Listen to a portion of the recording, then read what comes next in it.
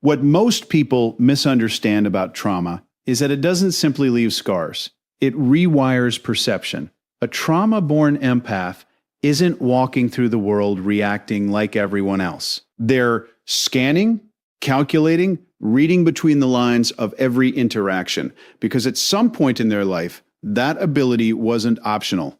It was necessary. When you grow up in an environment where emotions are unpredictable, where safety can shift without warning, your brain adapts.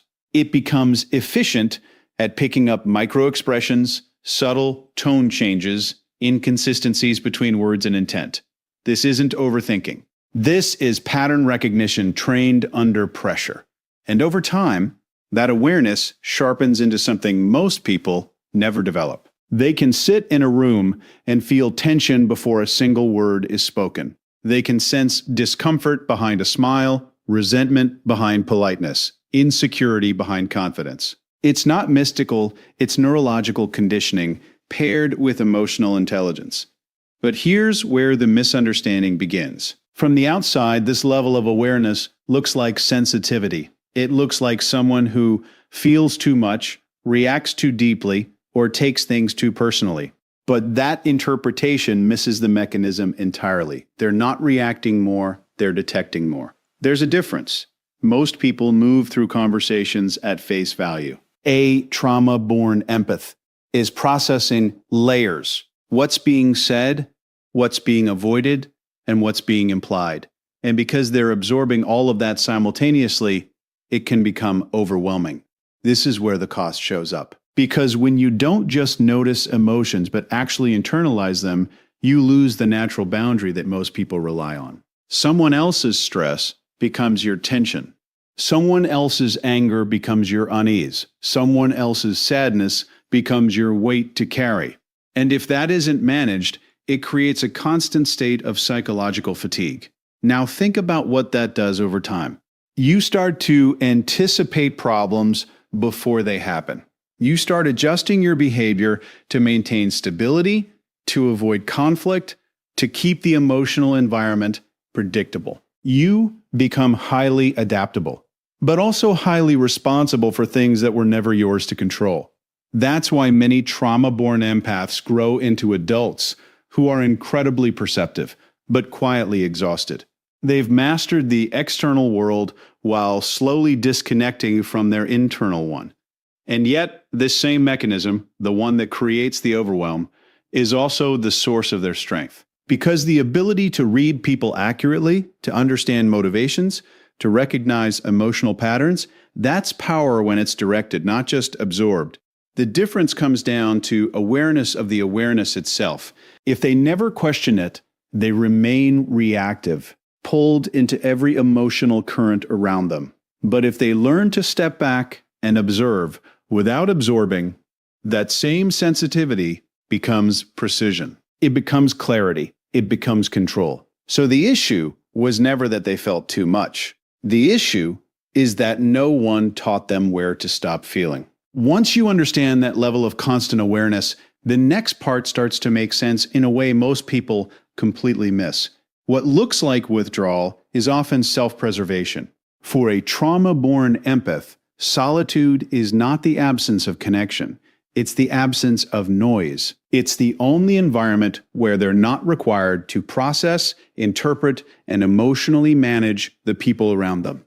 And when you've spent years, sometimes decades, doing that unconsciously, silence doesn't feel empty. It feels like relief. This is where the narrative gets distorted. From the outside, people assume that someone who spends a lot of time alone must be struggling socially, emotionally disconnected, or even avoiding life. But in reality, many of these individuals are doing the exact opposite. They are regulating, they are recovering, they are creating a space where their nervous system can finally come out of a constant state of alert. Because here's the truth most people don't consider. Connection is only nourishing when it's safe. If your past has taught you that closeness comes with unpredictability, emotional volatility, or hidden expectations, then your brain doesn't categorize connection as comfort. It categorizes it as risk. So you adapt. You start choosing environments where you can control the input. You become selective with your interactions. You limit exposure, not because you don't value people, but because you've learned that not all energy is neutral. Some of it drains, some of it destabilizes, and some of it pulls you back into patterns you've worked hard to understand. And over time, solitude becomes associated with clarity, with stability, with a sense of self that isn't constantly being shaped by external emotional forces. But there's a tension here, because the same person who finds peace in being alone is also wired for depth in connection. They don't want surface-level interaction. They don't want noise. They want something real, something honest, something that doesn't require them to filter themselves or manage the emotional environment. And that creates a paradox. They crave connection, but they've experienced enough of the wrong kind to know the cost. So instead of seeking more, they become more selective. And when that selectivity is misunderstood, they're labeled as distant, guarded, or hard to reach. But it's not distance. It's discernment. They're not closing themselves off from people. They're closing themselves off from chaos. And if that distinction isn't recognized, it creates pressure from others and sometimes from within to re-engage in ways that are misaligned, to tolerate dynamics that feel familiar but are ultimately draining, to trade peace for proximity. This is where many people get stuck, because solitude, while safe, can slowly become a default rather than a choice. What begins as recovery can turn into isolation if it's not balanced with intentional, healthy connection. And that balance requires something most trauma-born empaths were never taught: how to engage without losing themselves, how to be present without absorbing everything, how to connect without overextending, how to stay open without abandoning their boundaries. That's the real work. Because the goal was never to avoid people. The goal was to find a way to be around the right ones without paying the same emotional price. And once that distinction becomes clear, solitude stops being an escape and starts becoming a standard. Because peace isn't something you should have to isolate yourself to experience. It's something you should be able to maintain, no matter who you're around. Once you begin to see how awareness and solitude shape their behavior, another pattern becomes impossible to ignore. It's not just that trauma-born empaths experience the world differently. It's that most people are not equipped to meet them at that level of depth. This is where friction starts to show up in relationships. Because when someone is highly perceptive, they don't just listen to words. They evaluate Ali, no mend. They notice when someone says the right thing, but feels off. They pick up on hesitation, avoidance, subtle contradictions, and without even trying, they begin to see the gap between who someone presents themselves to be and who they actually are. For the average person, that level of perception can feel invasive, even if nothing is being said out loud. It creates a kind of psychological pressure, not because the empath is doing anything aggressive, but because their presence alone disrupts superficial dynamics. You can't maintain a mask as easily around someone who instinctively reads beneath it. And most people, whether consciously or not, rely on some degree of social masking to function. So, what happens? Instead of leaning into that depth, many people retreat from it. They start labeling the empath in ways that make the discomfort easier to justify. Too intense, too serious, over-analyzing. These labels aren't always malicious, but they are revealing. They reflect a mismatch, not a flaw. Because what's really happening is that one person is operating on a surface level and the other is operating several layers deeper at the same time. And that gap is hard to bridge unless both people are willing to meet in the middle. This is why trauma-born empaths often find themselves in a repeating cycle. They connect quickly, not because they're careless, but because they recognize emotional patterns rapidly. They see potential, depth, meaning. But over time, they also see inconsistency, avoidance, or emotional limitation in the other person. And once that becomes clear, the connection starts to feel imbalanced. They're engaging at a level the other person isn't prepared to sustain. Now, here's where it becomes critical to understand the dynamic correctly. The issue isn't that the empath is too much. The issue is that depth requires capacity and not E. Very one has developed the emotional awareness, honesty, or stability to operate at that level consistently. So, instead of adapting upward, many people disengage. They pull away, create distance, or subtly reduce the intensity of the interaction. Not because the connection is meaningless, but because maintaining it at that depth requires confronting parts of themselves they may not be ready to face. And for the empath, this can be confusing at first, because from their perspective, they haven't changed anything. They're simply being consistent, observant, present, engaged. But what they're encountering is the limit of the other person's emotional bandwidth. That's the moment where clarity replaces confusion.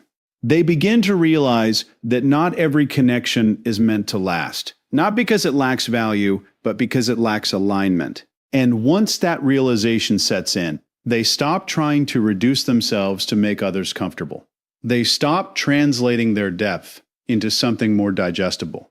Because depth isn't the problem, misalignment is. And the sooner that distinction is understood, the sooner they can stop chasing connections that were never built to hold them. Because the reality is simple. Not everyone walks away because you're too much. Some people walk away because they're not enough for where you operate.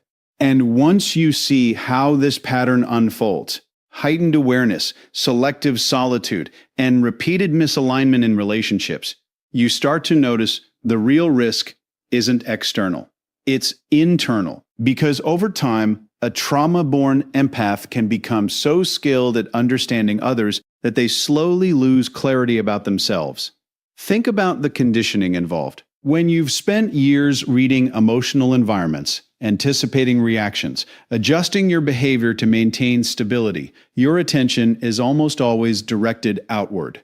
You're tracking other people's needs, moods, and intentions with precision.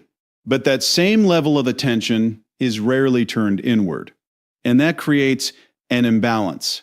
You begin to justify things you shouldn't tolerate. Not because you lack intelligence, but because you have too much understanding. You can explain why someone behaves the way they do. You can trace their patterns back to their own experiences, their own wounds, their own limitations. And that insight, while accurate, becomes dangerous when it overrides your boundaries. Because understanding someone is not the same as excusing them. But for many trauma-born empaths, those two lines blur. They stay longer than they should. They give more than is reciprocated. They absorb emotional weight that was never theirs to carry. And they do it quietly, often without confrontation, because they've learned that maintaining harmony is safer than disrupting it. This is where self-abandonment begins, not as a dramatic moment, but as a gradual shift. A compromise here, a silence there. A rationalization that feels small in isolation, but compounds over time. Until eventually they look around and realize they've built relationships where they are deeply present for others, but almost entirely absent from themselves. And that's the real danger. Not that they feel too much or care too deeply, but that they do it without protection, without structure, without a clear sense of where they end and someone else begins. Because empathy, when it operates without boundaries, doesn't just connect you to people, it entangles you in them. And once that entanglement becomes a pattern, it's difficult to recognize where your responsibility actually stops. You start managing emotions that aren't yours, solving problems that aren't yours, carrying burdens that were never assigned to you. The shift happens when that pattern is interrupted. D. When they begin to question not just how others feel, but how they feel. When they stop asking, what does this person need from me? And start asking, what is this costing me? That question alone changes everything because it redirects attention back to the self. It creates a boundary where there wasn't one before. It forces a distinction between compassion and compliance. And this is where the rare 1% separate themselves. They don't lose their empathy. They refine it. They learn to observe without absorbing, to understand without overextending, to care without compromising their own stability. They stop trying to be everything for everyone and start becoming accountable to themselves. Because in the end, the goal was never to disconnect from others. It was to reconnect with themselves in a way that no longer requires self-sacrifice to maintain connection. And once that line is drawn clearly, everything changes. Because empathy is only a strength when it includes you.